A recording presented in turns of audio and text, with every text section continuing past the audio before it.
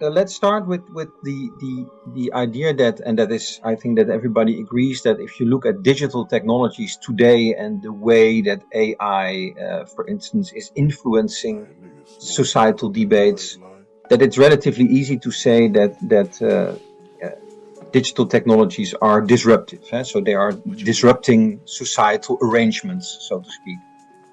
And then the question is now what is happening today with technology? So the digital revolution, is that now a completely different disruption if we compare it, for instance, with the industrial revolution? Maybe we have to shift a little bit the perspective, and we have to take the stance of innovation instead of technology, because technology often has the tendency to start with an artifact and then to reflect on it, while innovation is seen as creative destruction. So the innovation like the steam engine or the telescope or the mechanical clock, these are innovations, or these are technologies that are not only constituting new artifacts in the world that we can deal with, but they also reshuffle, redesign social, political, economic, and I would say even ontological structures.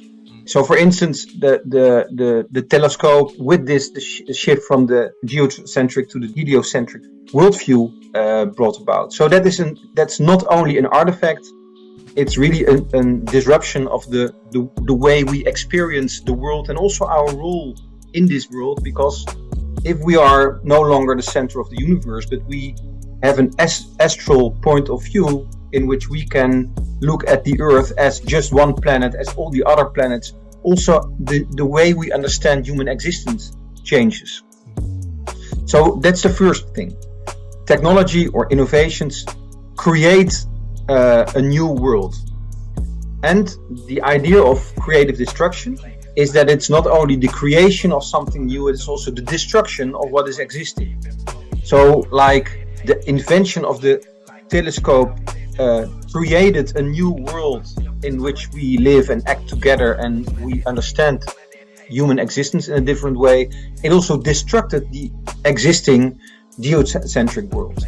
There are technologies or innovations that have this potential of creative destruction, and I don't see a principal difference between the invention of the telescope as a disrupting technology and the invention of AI or digital technologies as such a disruption. And I tend to look at it from this perspective.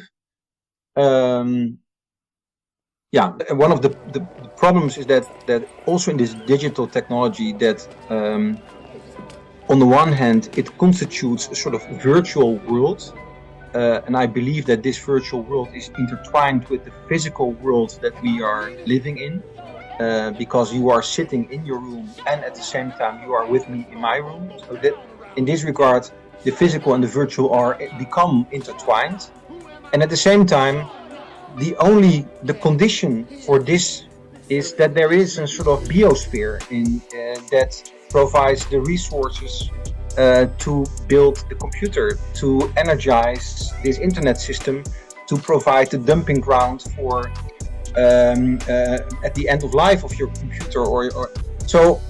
And you can say that philosophers of technology have the tendency to focus on this artifact or on this new reality, and tend to neglect this, and that is also a materiality, the materiality of a planet Earth that has a very fragile ecosystem or biosphere that is, on the one hand, the necessary condition for the existence and the emergence of this virtual world, because it provides the data centers that constitute this world are located at the physical ground.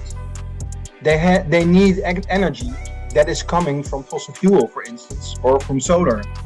So this is a lot of the dark side of this whole idea of the virtual world, the world of data, that there is also this very dumb materiality of planet Earth that is a necessary condition, and that is also part of our materiality, because you as a human are also material in a sense. You are an earthling.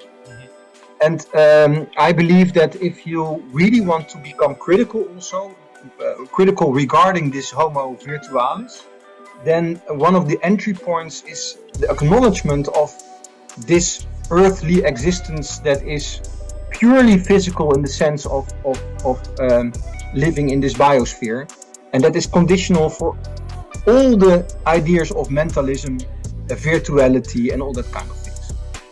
So that is why I also try to, in my philosophy, try to make sense of this notion of world on the one hand as the meaningful environment that is partly virtual, partly physical or intertwined, and at the same time the earth which is outside of that is